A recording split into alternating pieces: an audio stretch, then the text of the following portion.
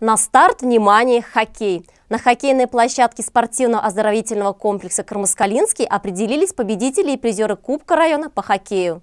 Январский хоккейный турнир становится традиционным для жителей Кармаскалинского района. Его ждут и болельщики хоккейных клубов, и сами игроки. Финальная часть турнира прошла в минувшие выходные. Полуфинальные пары распределились таким образом: Прибельский СУК Чешмы и Константиновка Кармаскалы, где победителями вышли команды Кармаскалы и СУК Чешмы и завоевали право играть в финале. Таким образом, в матче за третье место встретились Прибельский и Константиновка. Оба поединка получились достаточно равными и упорными. В финальной игре по окончании основного времени победитель выявлен не был. Ничья 1-1. В серии после матчевых буллитов кармаскалинская команда повторила свое прошлогоднее достижение и одержала победу. Игра прошла на одном дыхании, азартом горели глаза не только у спортсменов, но и у болельщиков. Дух единения спортивного азарта присутствовал на протяжении всего соревнования. Было видно, что участники действовали с максимальным напряжением сил, мобилизуя все свои возможности, чтобы не подвести команду.